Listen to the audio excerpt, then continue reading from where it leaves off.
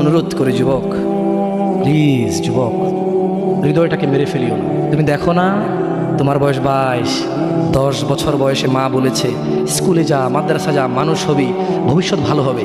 তুমি শুনোনি cricket, football, cinema, নাটক, কোথায় বিয়ে, কোথায় গায়ে হলুদ, গান বাজনা বাজিয়ে তোমার জীবন কাটাই দিছো। যুবক দেখো, 22 বছর বয়সে তুমি মূর্খ। তোমার পাশের বন্ধু পাইলট স্কুলে পড়ে, হ্যাঁ 10টা টিউশনি পড়ায়, 30,000 টাকাও কামায়। হ্যাঁ, তুমি যাকে বিয়ের প্রস্তাব দিচ্ছ কেউ রাজি নাই, ওর জন্য 5টা ঘর আসে, ওর মা বলছে এখনো ছোট, আরো পড়াশোনা করুক, আর তুমি বিয়ের জন্য হন্য হয়ে খুঁজতেছো, কোনো রিক্সাওয়ালা তোমাকে মেয়ে দিতে রাজি। তুমি দেখো 10 বছর 15 বছর বয়সে যদি মায়ের ওই কথা মেনে নিতা, তাহলে তুমি আজকে উপকৃত থাকতা।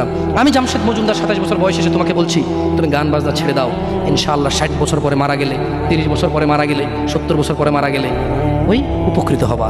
আর তা না হলে এই গান বাজনার সাথে তুমি তোমাকে ধ্বংস করে দিচ্ছ। যেদিন নিঃশ্বাস বন্ধ হয়ে যাবে সেদিন হলেও বুঝবা, বুঝতে তোমাকে হবেই। জমিনের উপরে বোঝো অথবা জমিনের নিচে বোঝো, বুঝবে তোমাকে। শোনো, আল্লাহ কোনো কিছু বলেছে আর তুমি বুঝবা না, হা পার পাওয়া যাবে না। তবে তোমাকে বলি, যা করেছো করেছো, যা গান বাজনা শুনেছো শুনেছো, এবার আল্লাহকে ভয় করে সব ছেড়ে ইস্তেগফার করো, বলো আল্লাহ আমাকে ক্ষমা করেন, আমার এই 2 কানে গলিত সীসা ঢালিয়েন না ইয়া আল্লাহ। ছিলাম কিন্তু আমি উপলব্ধি করতে পারিনি, ইয়া আল্লাহ আজকে আমি উপলব্ধি করছি, আল্লাহ আমি আর কখনো বাদ্যযন্ত্র দিয়ে নিজেকে আনন্দিত করব না। এই হারাম যা আপনাকে রাগান্বিত করে, আমি আর কোনোদিন এই হারাম দিয়ে নিজেকে আনন্দিত করব না।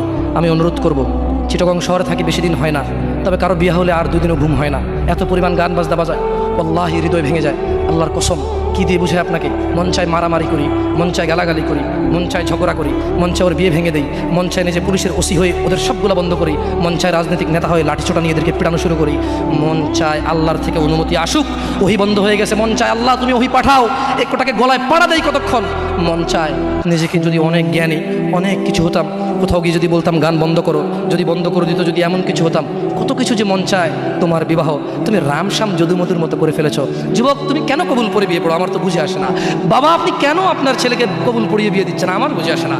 ভাই, আপনি কেন আপনার মেয়েকে কবুল পড়িয়ে বিয়ে দিচ্ছেন? আমার বুঝে আসে না। আপনার মেয়ে হলুদ কাপড় পরে, মাথার মধ্যে খোপা দেয়, 3 জনে এসে দুধ খাওয়ায়, 4 জনে কোলে নিয়ে নেয়, 6 জনে গান বাজায়, 10 জনে এসে হলুদ মাখে, শুধু বুঝি মৌলবি দিয়ে কবুল পড়ালে বুঝি মুসলিমের বিয়ে হয়? শুনুন, আপনার নবী মুহাম্মদুর রাসূলুল্লাহ সাল্লাল্লাহু আলাইহি ওয়াসাল্লাম কবুলের পদ্ধতি দিয়ে গেছেন, তাই কবুল পড়ায় মুসলমানের বিয়ে মনে করেন না।